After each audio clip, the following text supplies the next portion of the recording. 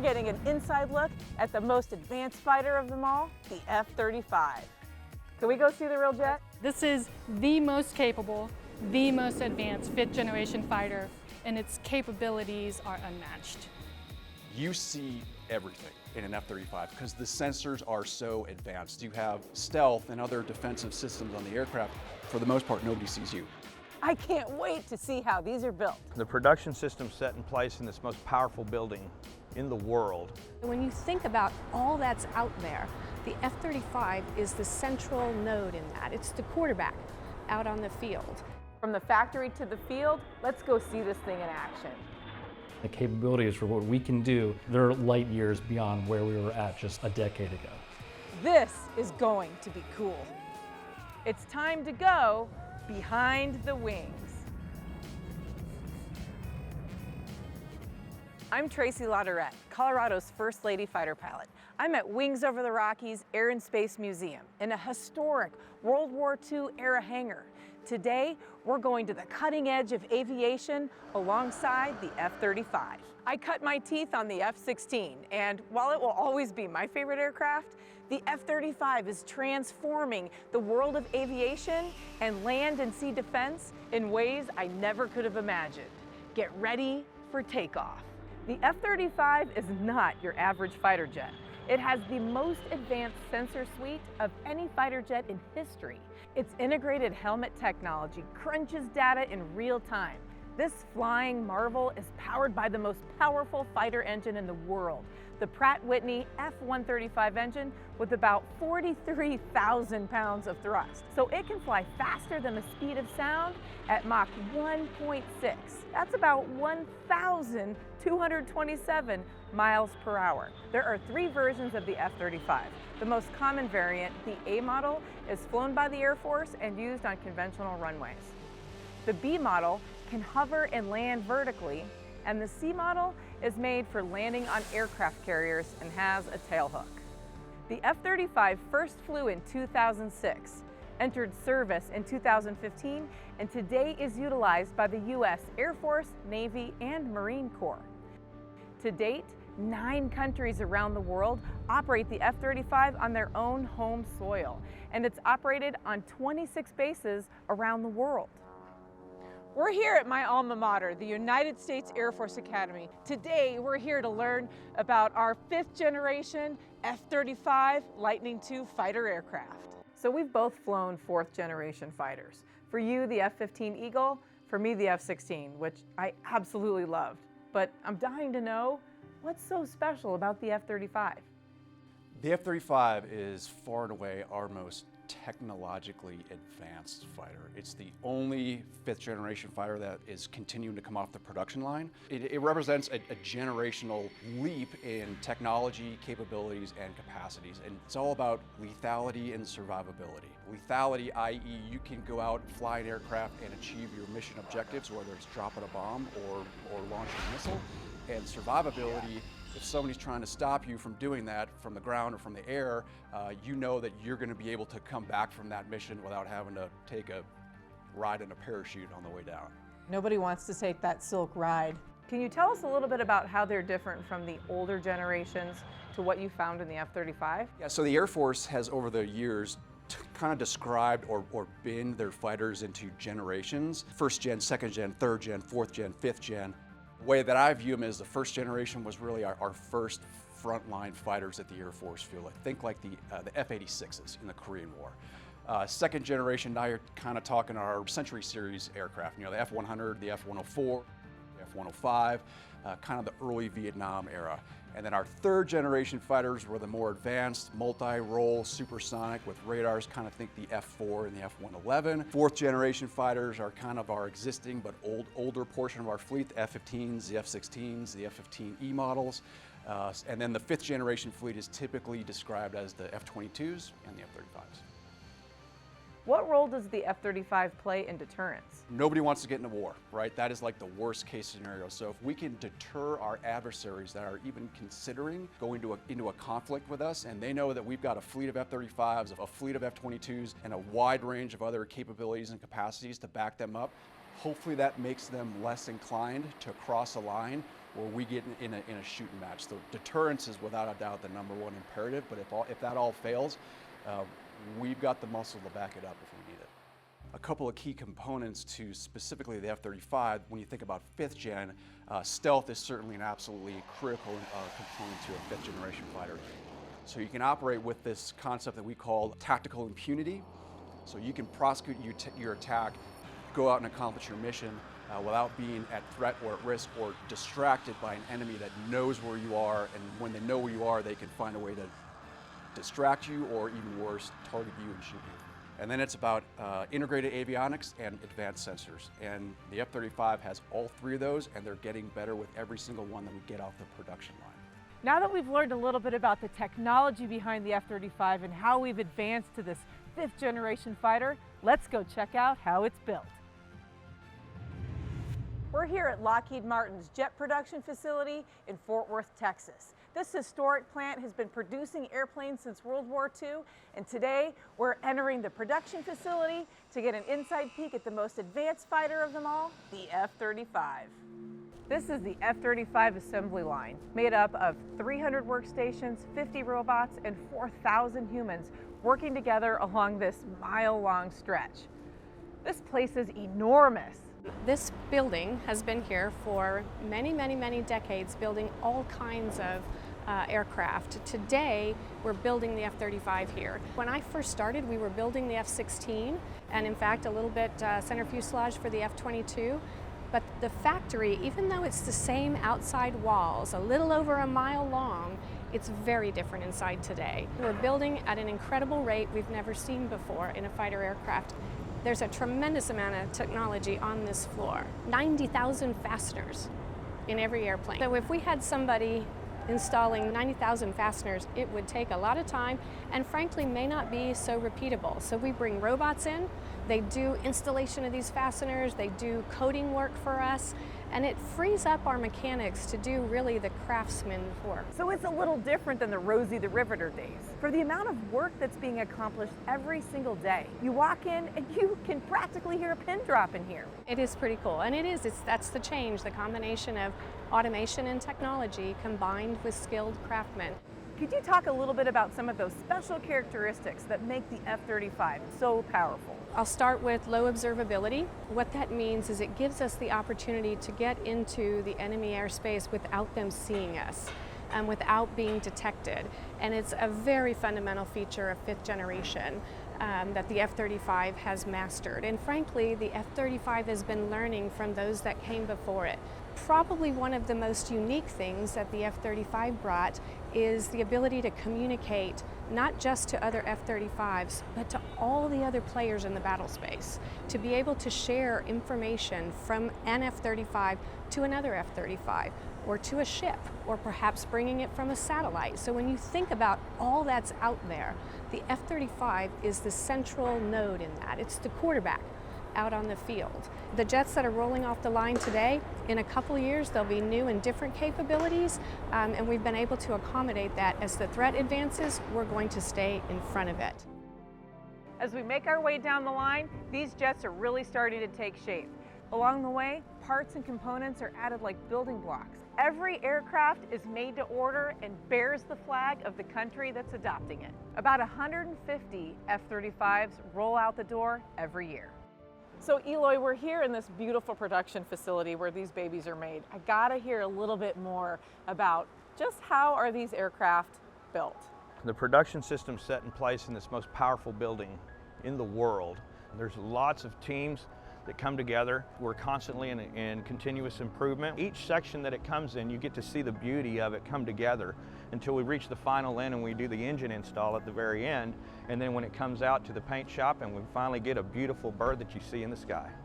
I also heard that you're not the first in your family to work in this plant. Can you tell us a little bit about your parents? I'm actually the second generation to build such a prestigious aircraft. My parents were on the F-16 program. So I was a product of this kind of environment. So it is a very prideful thing to follow in their footsteps and actually be a part of the process they were for their generation. In today's warfighter is far beyond anything that I've ever seen on the entire planet. We do have the air superiority around the world. Eloy, does this place ever shut down or do you guys operate 24/7?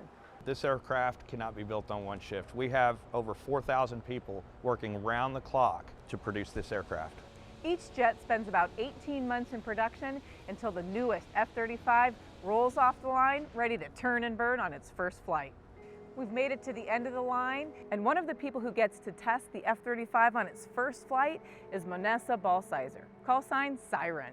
She's the first female F-35 production test pilot, joining an elite group of female F-35 pilots who came before her. As Colorado's first lady fighter pilot, I'm so excited to meet another first in her field. So the F-35 takes center stage today, but what really brought you to Lockheed originally? I actually joined Lockheed Martin as a F-16 engineer because that was my background and what I knew for so long. And then I got lucky enough to be asked to fly for the company. I eventually started off in the F-16 and then got offered the job to start flying the F-35 as well. I probably have the best job in the company. So yeah, welcome to the F-35. So you get to be the first pilot to get your hands on this jet. It comes off the production line and they hand it over to you. Can you tell me a little bit about what that's like? Literally, it's like a new car for me. New smell, you know, the buttons are nice and crisp. You know, the production line technicians, they did a fabulous job of putting the jet together, and then it gets handed into final assembly, and then the maintainers bring it out here for us to climb into the cockpit. What you see in front of you is the F-35A model.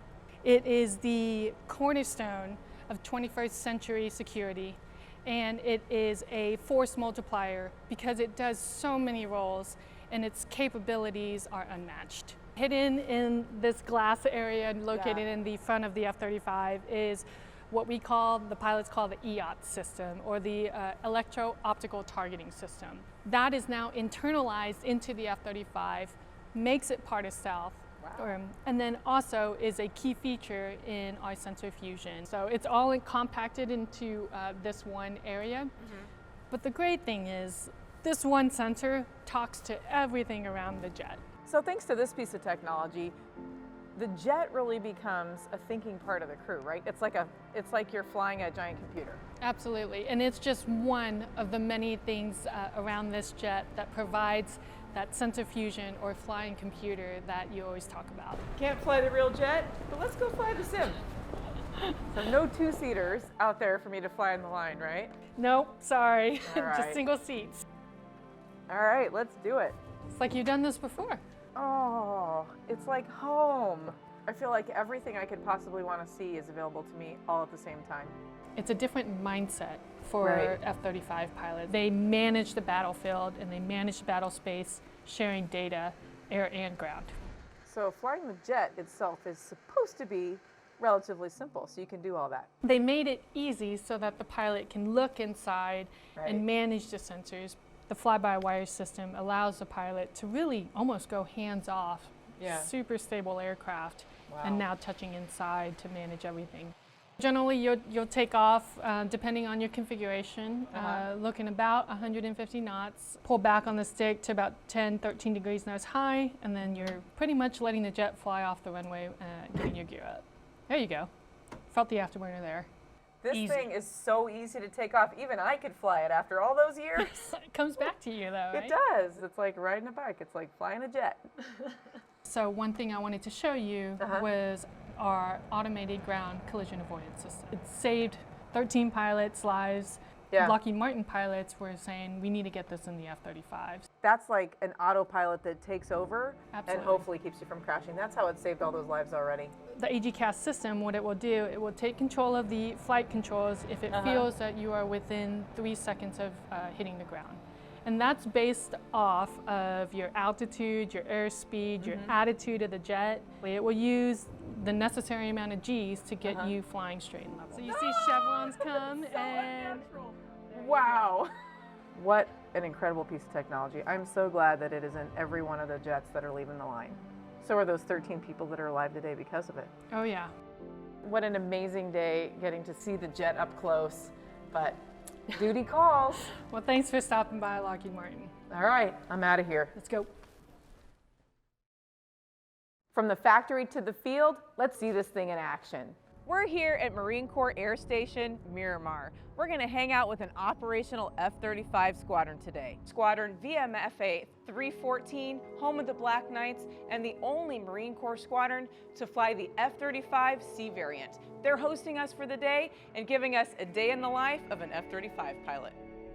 Snooki, everybody wants to show up, hop in the jet, and go turn and burn and have some fun, right? But there's a lot more steps involved than just showing up and flying. Yeah, absolutely. Can you walk us through? I wish it was that easy.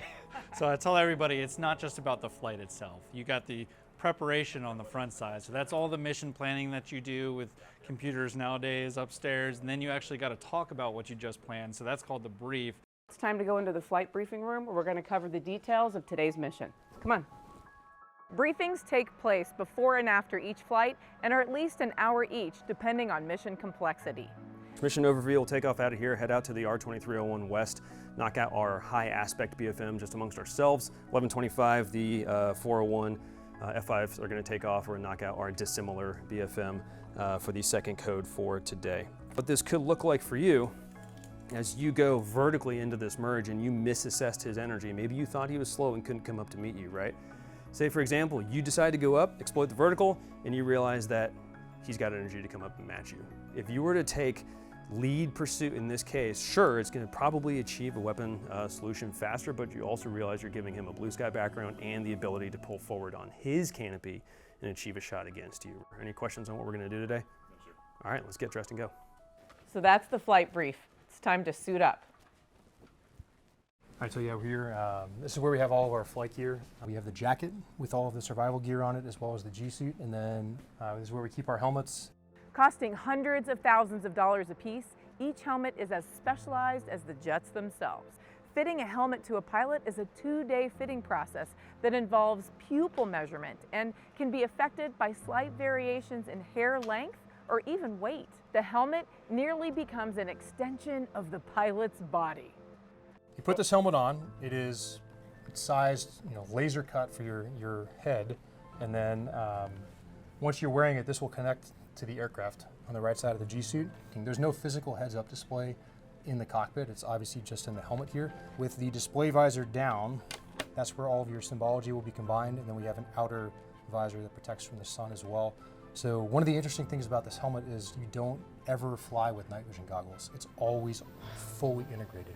So if you have a mission where you take off at night, land after sunrise, or vice versa, you don't have to take any extra equipment. You literally just lift the dark visor up and everything works perfectly. You're doing more than just flying your own jet. I mean, even unarmed, this aircraft has so much more ability to integrate the force. There are a lot of aircraft that carry weapons and have their own sensors, and the F-35 is no different, except that the sensors it has have the ability to share a massive amount of targeting data with everyone else who's airborne or on the ground.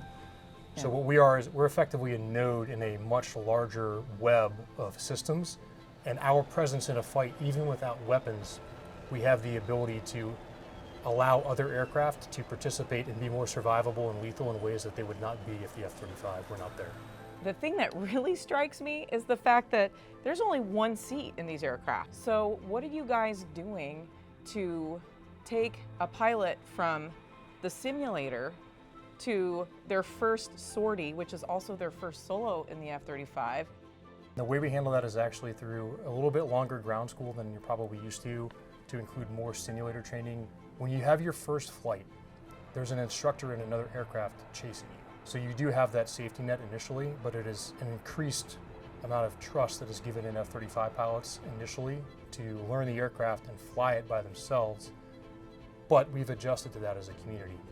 And from that point, it's very similar to any other fighter aircraft training you would go through, where you go through initially familiarization, and then you start to introduce more complex types of flying, formation, night flying, air to surface, air to air, and then typically carrier qualification, where you go out to the ship both day and night and take arrested landings as well as catapults in the F-35C.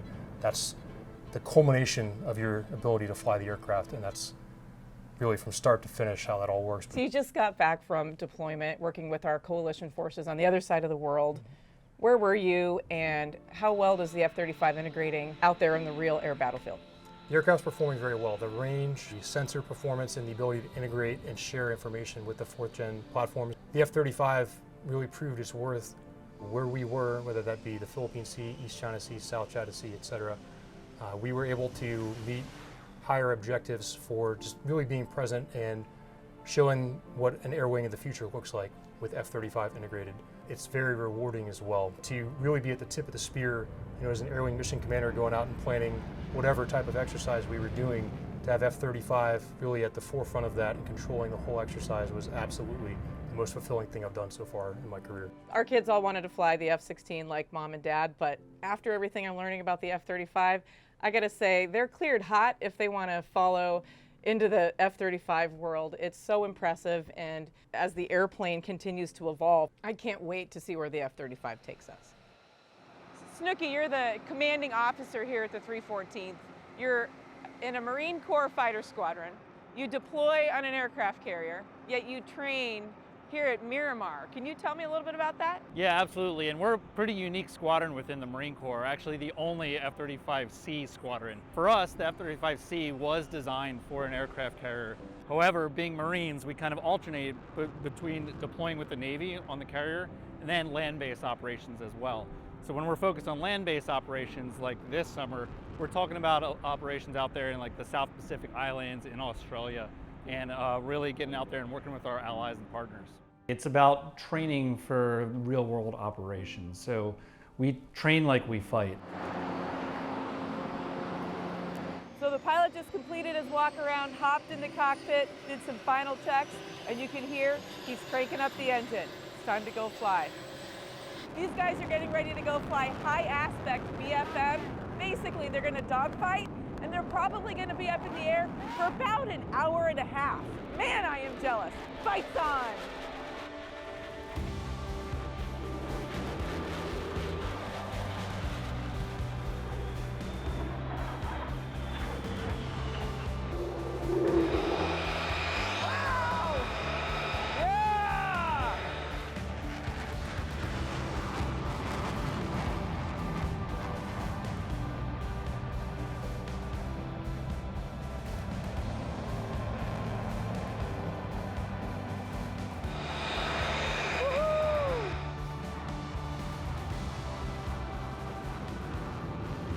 That was so cool seeing this thing fly. The F-35 is such an amazing aircraft. The F-35C model is especially cool. It's the biggest one of all three variants. It's used for landing on aircraft carriers, and it has a ton of range. Let's go talk aircraft carriers. So you got F-35s landing on aircraft carriers. Why do we put them on the boats to begin with? So the F-35 Charlies are on the aircraft carrier because we are the 911 response to the world in crisis. The F-35 plays such a key role in that is because with the technology we provide, we can connect everybody from legacy in the air, in the ground, and give them a much bigger and more detailed picture of what we're facing so that they can complete their missions. What does the flight deck controller do on the aircraft carrier? So as a flight deck controller and FDC, I am the middle person that talks with the dog in the tower, so that way we are maneuvering, because on the flight deck, you have about 40 to 50 aircraft at one time, maneuvering in a very small area, which is about the length of 3 football fields. So you have 3 football fields with 50 plus aircraft all moving, all turning at the same time. So my job is to make sure that everyone is safe, making sure that the dog knows where my aircraft are compared to the rest of the squadron. What's it like when the airplane comes in to land? Like, how does that look? It's called a controlled chaos. It's a controlled chaos for a specific reason because of the chaotic mindset of everyone moving all the aircraft around. What stands out with the F-35 Charlie compared to the Alphas and the Bravos is that we have a tail hook which catches an arresting cable and the back end of the aircraft carrier, which assisted to get to that stop when it comes to land. I think landing on the aircraft carrier has got to be one of the most impressive things I've ever seen. I would love to experience that someday. But you know what is more impressive to watch is the B model with the short takeoff, vertical landing. I understand you have some experience with that one as well. I do have a previous experience with the F-35 Bravo, which is the Marine Corps' replacement variant for the AVAB Harrier. So they operate off of what we call an LHD, which is a smaller size carrier, which holds helicopters, and the F-35 Bravo. So with the rest of the branches, Air Force and the Navy and the Marines, working together with the F-35 program, it does help everyone integrate with one another. Where do you see the future of the air battle turning? Fast forward 10 years, I see F-35s, F-15Es and EXs, F-16s, and partner that with the B-21, and you're going to have a heck of a force. When we were out there on the battlefield, there were things that we did that were unprecedented, that they had never seen before. And what we look at 10, 20 years from now is going to be a different and even more effective F-35 ready for the future fight. When I think about the legacy of it, it's enabling others in the fleet, and from a relationship across the globe, all the allies coming together. It does represent the baseline of our 5th generation fighter aircraft. I think the F-35 is not only the most capable 5th generation aircraft that we have now, but it's also the most capable aircraft for the future. It was so inspiring to learn about the incredible technology behind the F-35 and how it will protect our country and our allies. From all of us here at Wings Over the Rockies Air and Space Museum, we're looking forward to taking you on more adventures, exploring aviation on our planet and beyond. See you next time on Behind the Wings.